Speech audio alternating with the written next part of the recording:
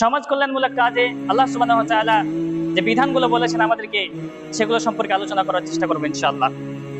সমাজের সবচাইতে অবহেলিত একটা শ্রেণীর মধ্যে যে শ্রেণীটিকে গণ্য করতে পারি আমরা, সেটা হচ্ছে ইয়াতীম শ্রেণী।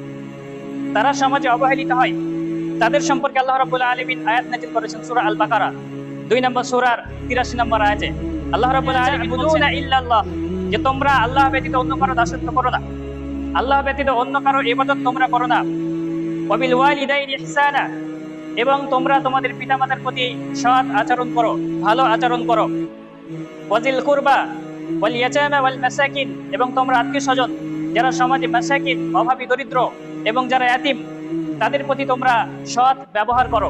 আল্লাহ রাব্বুল আলামিন এখানে আমাদের উপর নির্দেশ দিয়েছে যে পিতামাতার প্রতি আমাদেরকে সৎ ব্যবহার করতে হবে। আমি এই কথাটা বলি যে আপনাকে এতটুকু অর্থ সম্পদ অবশ্যই উপার্জন করা উচিত যে শেষ বয়সে আপনি আপনার পিতামাতাকে ভালোভাবে দেখতে পারবেন।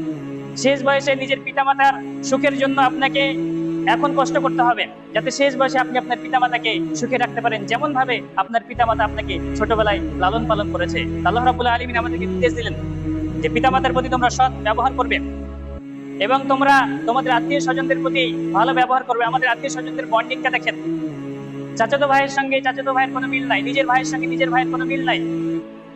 তাহলে আমরা আত্মীয়তার সম্পর্ক ছিন্ন করছি। আল্লাহ রাসূল সাল্লাল্লাহু আলাইহি ওয়াসাল্লামের হাদিস কি, আত্মীয়তার সম্পর্ক ছিন্নকারী কখনো জান্নাতে যাবে না।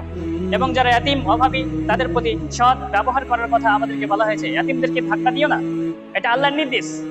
যদি কোনো অভাবী বাড়িতে আসে যতটুকু পারবে ততটুকু দাও। এবং আল্লাহ রাসূল সাল্লাল্লাহু আলাইহি ওয়াসাল্লামের এরকম হাদিস যে কেউ যদি ঘোড়ায় চড়ে আসে এবং তোমার কাছে হাত পাতে যে আমাকে কিছু দাও, তাহলে পরে দিতে হবে, আপনি দিতে বাধ্য।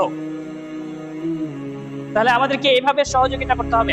আল্লাহ সুবহানাহু ওয়া তাআলা এই শিক্ষা আমাদেরকে দিলেন। কিন্তু যারা ইয়াতীমের মাল অন্যায়ভাবে ভক্ষণ করে, তাদের চাচারা অথবা তাদের দাদারা, তাদের সম্পর্কে আল্লাহ রাব্বুল আলামিন আয়াত নাযিল করলেন সূরা নিসা 4 নম্বর সূরার 10 নম্বর আয়াত। আল্লাহ তাআলা বলছেন ইন্নাল লাযীনা ইয়াকুলুনা আমওয়ালাল ইয়াতামা যুলমান, যারা অন্যায়ভাবে ইয়াতীমদের পিতামাতা মারা যাওয়া সন্তানদের সম্পদগুলোকে যারা অন্যায়ভাবে ভক্ষণ করে, তাদের উপরে জুলুম করে, তাদের সম্পর্কে আল্লাহ রাব্বুল আলামিন বলছেন ইন্নামা ইয়াকুলুনা ফি বুতুনিহিম নারা, তারা যেন তাদের পেটটাকে আগুন দিয়ে পরিপূর্ণ করলো। তাদের বাবাদের রেখে যাওয়া সম্পদ তাদের চাচারা যদি অন্যায়ভাবে ভক্ষণ করে, আল্লাহ রাব্বুল আলামিনের ভাষায় তারা নিজেদের পেটে জাহান্নামের আগুন ভরলো তারা। ওয়াসায়াসলাউনা সাঈরা, এবং সত্তর তারা জাহান্নামে প্রবেশ করবে। এটা হচ্ছে জাহান্নামের পথ নিজে নিজেই বেছে নেওয়া, নিজের ঠিকানাটাকে জাহান্নামে নিজে নিজেই নিয়ে যাওয়া, এটাই যে ইয়াতীমের মালকে অন্যায়ভাবে ভক্ষণ করা। কাজেই আমাদেরকে এই বিষয়ে সচেতন থাকতে হবে। আল্লাহ রাসূল সাল্লাল্লাহু আলাইহি ওয়াসাল্লাম বলেন, যারা ইয়াতীমের ভরণ পোষণের দায়িত্ব নেবে, ইয়াতীমকে প্রতিপালন করবে, আল্লাহ রাসূল সাল্লাল্লাহু আলাইহি ওয়াসাল্লাম এইভাবে 2টা আঙুল দেখালেন এবং বললেন আমি এবং যে ইয়াতীমের প্রতিপালন করবে সে জান্নাতে এইভাবে এক জায়গায় থাকবেন।